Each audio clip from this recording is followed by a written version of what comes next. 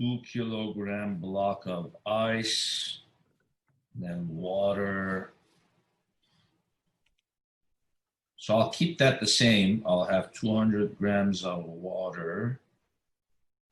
I'll make this higher up, 100 meters.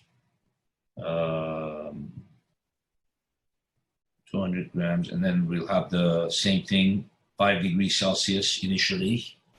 And then aluminum, same thing, 40-gram aluminum, 0.215 specific heat.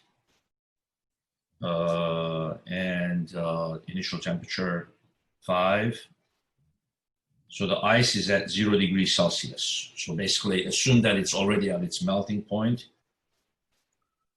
25% of the potential energy goes into heat.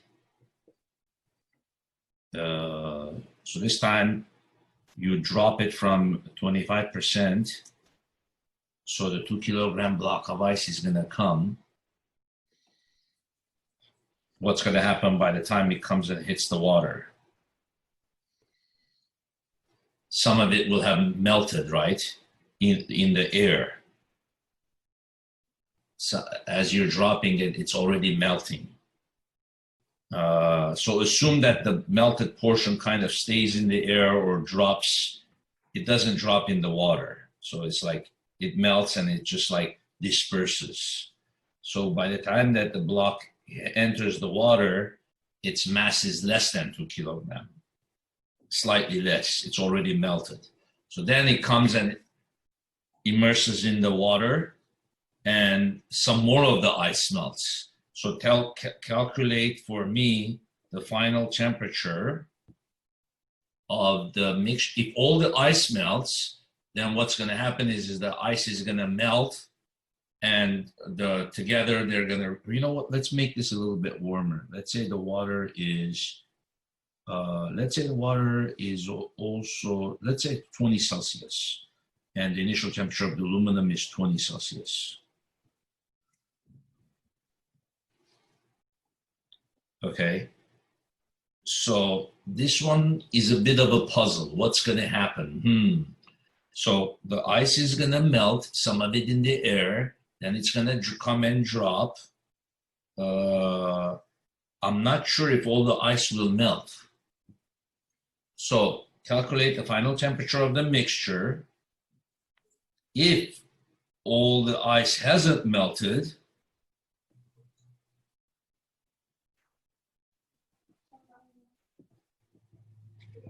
calculate how much of it has melted.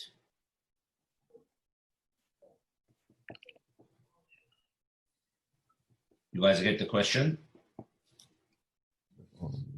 Because we're actually not certain what's going to happen in this scenario.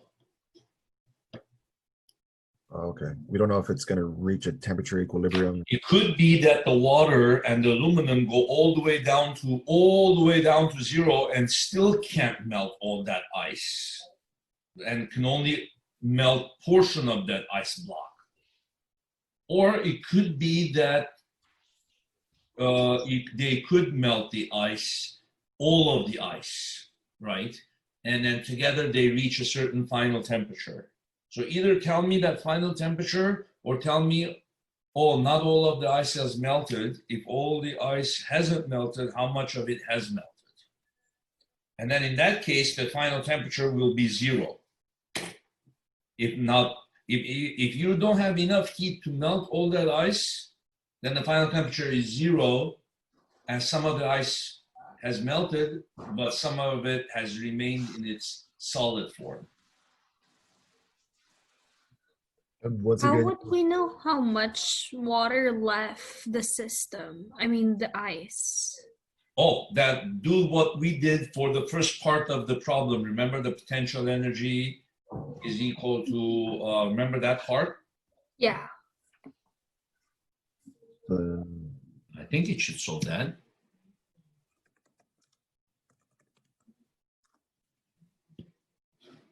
I like that it always plots it also. Oh. Okay, I'm getting a negative temperature. So what does that mean? Negative 70. That means we cannot accept that answer. Yeah, doesn't make Not sense. correct. The only answer we could have accepted was what? Between 0 and 20. Yeah. If all the ice was going to melt, obviously its temperature was going to rise, and then the cup and the water were going to cool down. You see? So if it's negative 70, no way. So what's going to happen then? Ooh, that means we have to go and change our equation. That means the ice is not all going to melt.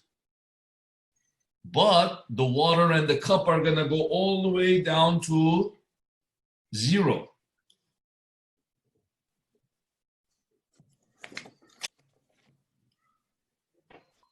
Professor? Yes. How do we know that it's only going to be m times 333.55 divided by 4.184? Well, because if we're getting an answer that's absurd, when we do the top solution, the top equation, that means the ice will not all melt. All that will happen is a portion of it will melt and stay at 0. Okay. So what this one's trying to tell us is there is no temperature change, so we can just ignore it. Right?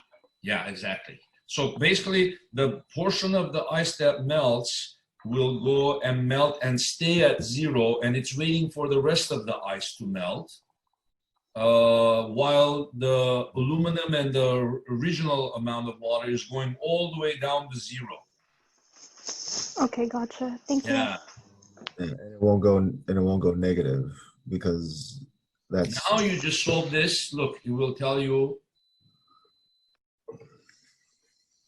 how much mass of ice melted. 52 grams of ice melts. There you have it.